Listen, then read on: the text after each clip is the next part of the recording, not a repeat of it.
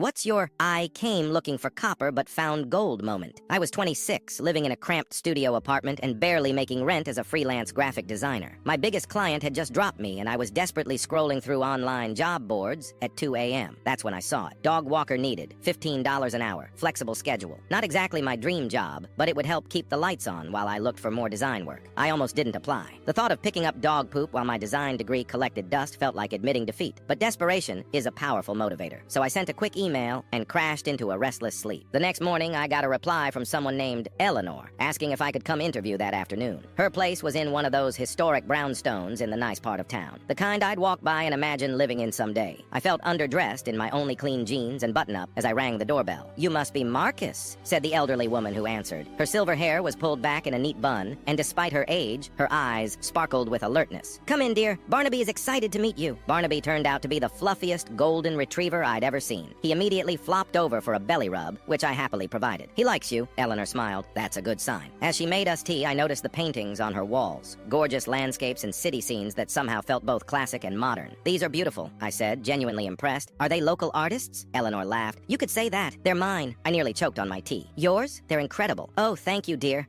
I was a commercial artist for 40 years before retiring. Now I just paint for pleasure." My heart skipped. "I'm actually a graphic designer, or trying to be anyway." Eleanor's eyes lit up. "Are you? Do you have any samples?" Suddenly self-conscious, I pulled up my portfolio on my phone. Eleanor put on her reading glasses and studied each design carefully, asking thoughtful questions about my process and influences. "You have real talent," she said finally, "but something's missing in these recent pieces. There's technique, but no heart." I should have been offended, but she was right. My recent work had been soulless, designs I thought clients wanted rather than what I felt passionate about. "The dog walking job is yours if you want it," she continued, "but I have another proposition. My arthritis makes it difficult to teach my community art class at the senior center. Would you consider taking over? It pays better than dog walking." I blinked in surprise. "But I'm not a teacher or a traditional artist." "Neither was I when I started," she shrugged. "You learn by doing." Against my better judgment, I agreed. That first class was terrifying. 15 seniors staring expectantly at me. But when I started talking about color theory and composition, something clicked. They asked questions that made me think about design in ways I never had before. Over the next 6 months, Eleanor became my mentor. She introduced me to her old industry contacts, critiqued my work honestly, and pushed me to find my voice. I still walked Barnaby 3 times a week. Not for the money anymore, but because those walks were when Eleanor and I had our best conversations. My portfolio transformed. So did my client list, as Eleanor's connections hired me for work that actually excited me. Last week, I signed the lease on a proper studio space. As I was packing up my apartment, I found that original job listing I'd printed out. Dog walker needed, $15 per hour.